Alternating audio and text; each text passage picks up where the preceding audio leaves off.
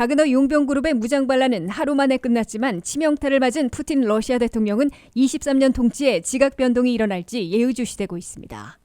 한국인들의 미국 방문 비자 거부율이 2년 연속 18% 안팎으로 급등한 것으로 발표됐습니다. 근근히 먹고 산다는 미국민들이 물가 진정으로 57%로 줄어들어 생활고가 개선되고 있는 것으로 나타났습니다. 미 국세청이 올해 세무감사에 돌입한 가운데 백만장자와 저소득층이 주 타겟이 될 것으로 예상되고 있습니다. 미국에서 비만과 당뇨 치료제로 먹는 약이 올 하반기에 시판될 것으로 보여 관심을 끌고 있습니다. 여러분 안녕하십니까? 워싱턴 뉴스 투데이입니다. 바그너 용병그룹의 무장반란은 하루 만에 끝났으나 푸틴 러시아 대통령은 자신이 사실상 만들었던 바그너 용병의 유지와 군 지도부 교체 여부, 우크라이나 전쟁 등에 대한 선택의 기로에 서게 될 것으로 보입니다.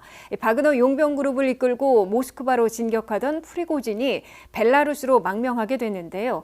하지만 그가 무능과 부패로 비난해온 러시아 군 지도부와 우크라이나 전쟁, 나아가 23년 넘은 푸틴 통치에 지각 변동이 일어날지 예의주시되고 있습니다. 한면태 기자가 보도합니다.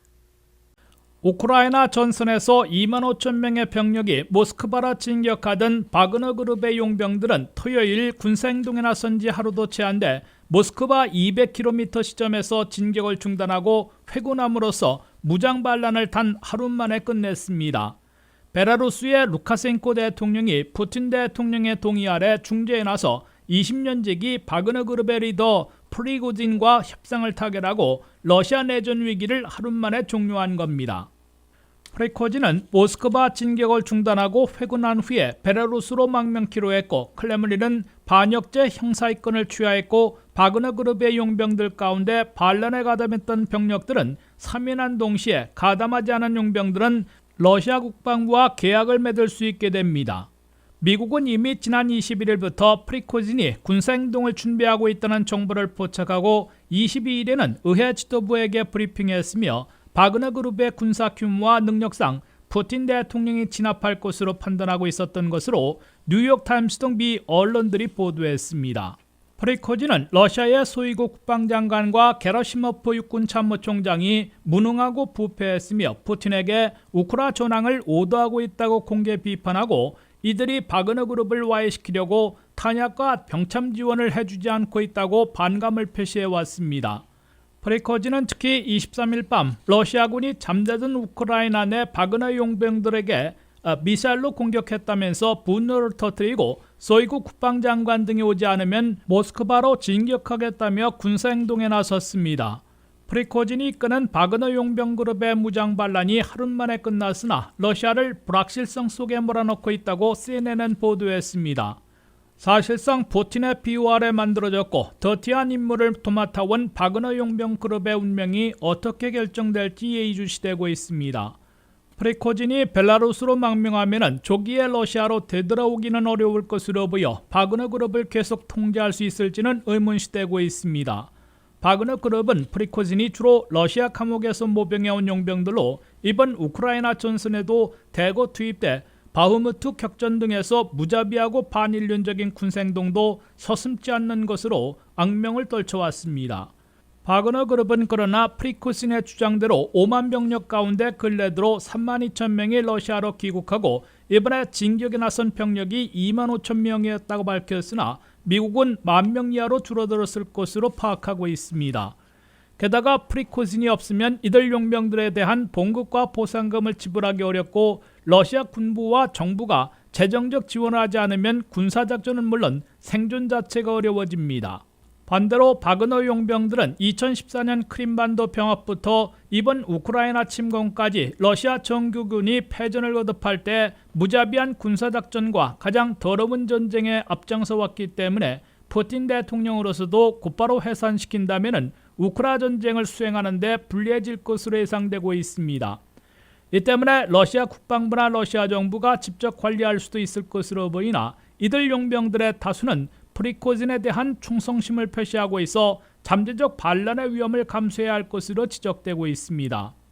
푸틴 러시아 대통령은 오래된 친구 프리고진이 이번에도 자신에 대한 반감보다는 소이구 국방장관 게라시모프 육참총장 등 군 수뇌부의 무능과 부패, 전황 오더를 공개리에 비판한 것인 만큼 군 수뇌부 개편과 우크라이나 전쟁 휴전 여부 등에 대해서도 단안을 내려야 할 것으로 보입니다. 언제가 될지는 알 수 없으나 푸틴 러시아 대통령의 23년 통치도 반감이 고조되면서 흔들리고 내부 균열이 생기면서 심지어는 쿠데타로 실각할 가능성까지 배제할 수 없는 것으로 서방 정보당국들은 주시하고 있는 것으로 뉴욕타임스 등 미 언론들은 전하고 있습니다. WKTV 뉴스 한면택입니다. 한국인들의 미국 방문 비자 거부율이 2년 연속 18% 안팎으로 급등한 것으로 발표됐습니다. 팬데믹 직전에는 8% 안팎이었으나 2021년 18%로 2배 이상 급등한 데 이어 2022년에도 17.38%를 기록했습니다. 미국의 비자 면제국인 한국의 경우 무비자로 올 경우 석 달 동안 머물 수 있는 반면 6개월 이상 체류하려면 비방문 비자를 받아야 하는데 근년 들어 거부율이 급등한 것으로 나타났습니다. 미 국무부가 공개한 비방문 비자 거부율을 보면 한국인들은 2022 회계연도에 17.38%를 기록했습니다. 2021년에 18.3%보다는 약간 낮아진 것이지만 매우 높은 거부율을 보이고 있는 것입니다. 한국인들의 미국 방문 비비자 거부율은 팬데믹 직전인 2018년에는 7.96%, 2019년에는 7.69%를 기록한 바 있습니다. 팬데믹이 일부 반영된 2020년에는 8.46%로 약간 올라가기 시작했습니다. 그러다가 한국인들의 미국 방문 비자 거부율은 팬데믹 기간 중이던 2021년에는 18.3%로 2배 이상 급등했습니다. 2022년도에는 약간 내려갔지만 17.38%로 매우 높은 거부율을 기록했습니다. 통상적으로 미국 방문 비자 거부율이 5%보다 높으면 미국의 비자 면제국으로 지정되지 못하고 비자 면제국 지위를 잃을 수도 있기 때문에 거부율 관리가 필요한 것으로 지적되고 있습니다. 한국의 미국 방문 비자 거부율이 급등했다고 해서 미국 비자 면제국 지위를 박탈당하지 않을 게 분명하지만 비자 면제국 지정 직전의 3%대보다 너무 높게 급등한 것이어서 주의가 요구되고 있습니다. 한국은 2008년 11월 17일부터 미국의 비자 면제국에 적용돼 무비자로 미국에 와서 3개월을 체류할 수 있게 됐습니다. 한국이 미국의 비자 면제국으로 첫 지정됐던 2008년 한국의 미국 방문 비자 거부율은 3.8%에 불과한 바 있습니다. 수년을 5% 아래 밑돌았기 때문에 2008년 11월부터 미국의 비자 면제국으로 지정돼 현재까지 유지하고 있는 것으로 해석됩니다. 미국은 방문 비자 거부율과 함께 불법 체류 비율, 정치적 환경 등을 종합 고려해 비자 면제국 지위를 박탈하고 있는 것으로 관측되고 있습니다. 미국의 비자 면제국으로 지정됐다가 취소된 국가들은 2개국이 있는데 2002년 아르헨티나, 2003년 우루과이가 국가 재정 위기에 따른 불법 이민 급증 여파로 박탈된 바 있습니다. 미국은 올해 현재 한국을 비롯한 40개국을 비자 면제국으로 지정해 무비자로 3개월간 미국에 와서 체류할 수 있도록 허용하고 있습니다. 페이첵 투 페이첵, 즉 근근히 먹고 산다는 미국민들이 물가 진정으로 57%로 더 줄어들어 생활고가 개선되고 있는 것으로 나타났습니다. 근근히 먹고 산다는 미국민들은 오랫동안 60%를 기록했다가 물가 상승이 둔화되면서 50%대로 내려갔습니다. 안혜린 기자가 보도합니다. 미국의 인플레이션 물가 상승이 4%로 더 진정되면서 근근히 먹고 산다는 미국민들도 매달 줄어들어 생활고가 개선되고 있는 것으로 평가되고 있습니다. 페이첵 투 페이첵, 봉급 수표로 겨우 생활한다는 미국인 성인들은 6월 현재 57%로 더 낮아졌다고 CNBC가 26일 보도했습니다. 이전 조사에서는 61%였는데 4포인트나 줄어든 겁니다. 미국에서 근근히 먹고 산다는 사람들의 비율은 오랫동안 60%대를 기록해왔는데 물가 진정세로 50%대로 내려간 겁니다. 미국의 CPI 소비자 물가는 5월에 4%까지 진정됐습니다. 연준의 목표치 2%보다는 아직도 2배나 높은 수준이고 주거비와 서비스 가격이 여전히 오르고 있지만 물가 진정으로 미국민들의 생활고도 약간 개선이 되고 있는 것으로 분석되고 있습니다. 미국민들의 바잉 파워, 구매력도 2년 만에 처음으로 커진 것으로 CNBC는 전했습니다. 미국민들의 시급 인상에서 물가 인상을 빼면 실질 임금 소득이 나오는데 실질 소득이 2년 만에 처음 플러스 증가를 기록한 겁니다. 미국 근로자들의 실질 소득은 5월에 전년에 비해 플러스 0.2%를 기록했다고 연방노동부가 밝혔습니다. 이는 2021년 3월 이래 2년 만에 처음으로 실질 소득이 플러스를 기록한 겁니다. 올 들어 임금 인상에서 물가 상승을 뺀 실질 소득은 1월에 마이너스 1.8%, 2월에 마이너스 1.2%, 3월에는 마이너스 0.6%, 4월에는 마이너스 0.5%를 기록했습니다. 올 들어서도 5개월 동안이나 임금이 올라도 물가 상승을 못 따라가 실질 소득이 마이너스 행진을 지속해온 것인데 그 격차가 줄어들더니 5월에는 2년 만에 처음으로 플러스로 돌아선 겁니다. 미 국민들의 구매력은 25개월 연속 마이너스를 기록해왔습니다. 하지만 미국민들이 신용카드 사용에 더 의존하고 있어 그만큼 빚 부담이 가중되고 있고 건전한 소득과 소비가 이루어지고 있다고 보기는 어려운 것으로 CNBC는 지적했습니다. 뉴욕 연방은행의 통계에 따르면 미국민들의 신용카드 사용액은 올 1분기 현재 1조 달러에 육박하고 있습니다. 그런데 10회 연속 기준금리 인상 여파로 신용카드들의 APR 평균 이자율은 21%에 달하고 있습니다. 미국 성인들의 57%나 비상금으로 $1,000 이상은 커버하지 못하고 있다고 불안해하고 있습니다. 22%는 아예 비상금으로 저축해놓은 현금이 한 푼도 없다고 밝히고 있습니다. 미국민들의 73%는 여전히 고물가, 고금리 때문에 휴대폰 전화비, 전기료 등 유틸리티 빌, 인터넷 사용료, 자동차 보험료 등을 내는데 벅차다고 토로하고 있습니다. 이 때문에 앞으로 물가가 더 내려가도 7월에 또 금리가 인상되면 페이책 투 페이책, 근근히 먹고 산다는 미국민들이 다시 60% 이상으로 늘어날 가능성도 제기되고 있습니다. WKTV 뉴스 안혜련입니다. 미국의 IRS 국세청이 올해 세무감사에 돌입하고 있습니다. 지난해 세무감사 비율을 보면 전체는 0.38%로 낮은 데 비해 백만장자들은 2.38%로 가장 높았고 리펀드를 많이 받은 저소득층은 1.27%로 두 번째 높은 것으로 나타났습니다. 올해 연방 세금 보고가 사실상 종료됨에 따라 불청객인 IRS의 세무감사가 시작되고 있습니다. IRS는 연소득 40만 달러 이상인 개인과 사업체에 대한 세무감사를 강화하겠다고 최근 발표했습니다. IRS는 그렇다고 40만 달러 이하에 대해선 세무감사를 축소한다고 밝히지 않아 예년 수준을 유지할 것으로 전문가들은 해석하고 있습니다. 특히 IRS의 올해 세금 감사에서는 신기술의 도입으로 자동으로 세금 보고한 소득과 고용주 또는 은행에서 알려온 자료가 차이나는 세금 보고서를 포착해 서류 감사 대상으로 분류하고 있는 것으로 전문가들은 관측하고 있습니다.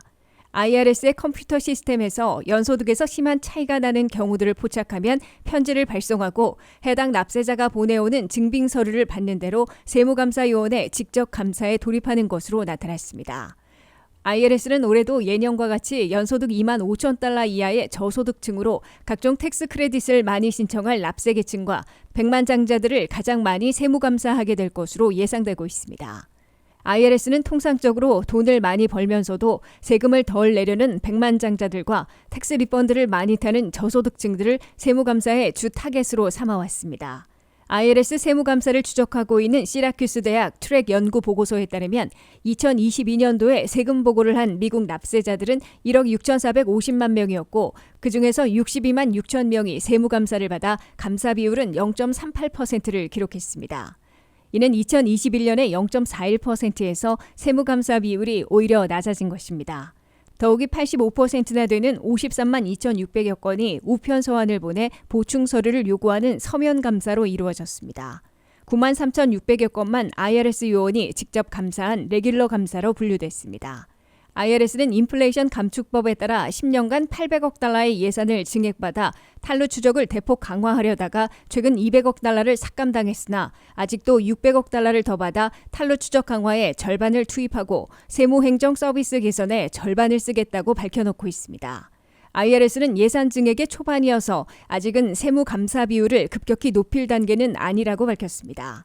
다만 백만장자들에 대한 세무감사는 세금 보고자 70만 3,600여 명 가운데 16,800여 명을 감사해 2.38%의 감사 비율로 가장 높았습니다. IRS는 백만장자들에 대한 세무감사를 실시해 460억 달러를 더 걷어들일 것으로 CBS 뉴스가 보도했습니다. 연소득 2만 5천 달러 이하의 저소득층은 2,353만 명 가운데 29만 8,500여 명이 세무감사를 받아 두 번째로 높은 1.27%의 세무감사 비율을 기록했습니다.